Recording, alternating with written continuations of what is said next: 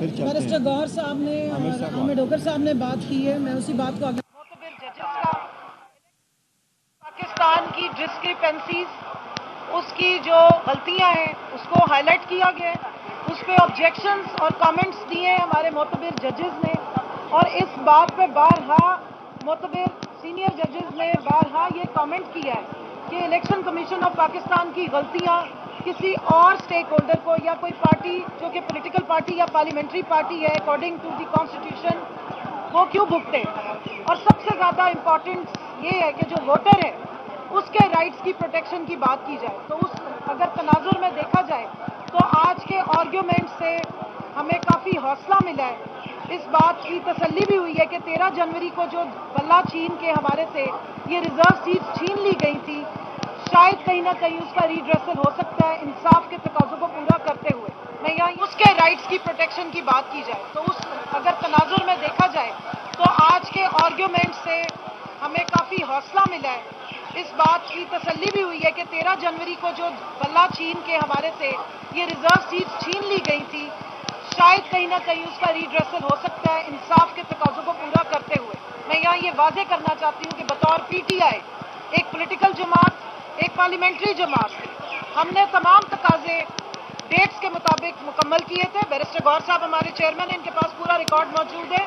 Election commission of Pakistan में हमारी खवातीन ने गिवन डेट पे अपनी पेपर्स भी, नॉमिनेशन पेपर भी फाइल किए, हमने अपनी रिजर्व सीट्स की लिस्टें भी फाइल की, और यहाँ मैं ऑन रिकॉर्ड बताना चाहती हूँ कि सिवाय पंजाब इलेक्शन कमीशन के बाकी सूबों ने हमारी रिजर्व सीट भी एक्सेप्ट की थी और स्क्रूटनी की डेट भी दी थी। पंजाब की जो इलेक्शन कमीशन है वो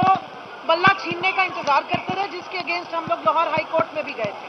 सो अगर एज पार्लियामेंट्री पार्टी या पॉलिटिकल पार्टी जो पाकिस्तान की सबसे बड़ी पार्टी और स्टेक होल्डर है पीटीआई, उनके बल्ले के निशान के चोरी होने से पहले हमने तमाम कानूनी तकाजे पूरे किए। और एसआईसी आपको पता है कि एक वो कॉन्स्टिट्यूशनल अरेंजमेंट है कि जब आप किसी पार्टी को ज़ेर एताब करके उसका सियासी और जमहूरी हक छीन लेते हैं, उससे बल्ला छीन के उसको बैटिंग करने की दावत देते हैं तो फिर उसको एसआईसी का बल्ला पकड़ना पड़ता है। सो हमने कद्दुओं पे, बैंगनों पे, रोलर कोस्टर पे, हरी मिर्चों पे, जूते और चिमटे समेत इलेक्शन लड़ा है, लेकिन ये सीट्स पाकिस्तान तहरीके इंसाफ की खवातीन की अमानत है, ये पाकिस्तान तहरीके इंसाफ की माइनॉरिटीज़ की अमानत है, ये पाकिस्तान के उन वोटर्स की दिए हुए वोट के तकद्दुस की पामाली है जिस तरीके से इन सीटों को बंदर बांट किया गया था। मुझे पूरी उम्मीद है अपने सुप्रीम कोर्ट से कि कॉन्स्टिट्यूशन की निगरानी करते हुए, उसकी स्पिरिट को उसकी निगरानी करते हुए और समझते हुए पाकिस्तान की आवाम के हकूक़ और उनके वोट के तकद्दुस का ख्याल रखते हुए इंशाअल्लाह ये केस हमारे हक़ में डिसाइड होगा और पाकिस्तान तहरीके इंसाफ की इस अमानत को एसआईसी के अंडर जो है वो हमें वापस दिया जाएगा। अब ये केस डे टू डे चलेगा, तो मेरी अपने मीडिया से भी पूरी रिक्वेस्ट है कि इसके हर आस्पेक्ट को आप ज़रूर कवर करें और आइन की जो शिकें जिनके बारे में फाजिल अदालत में कमेंट्स दिए जाते हैं वो आम आवाम तक ज़रूर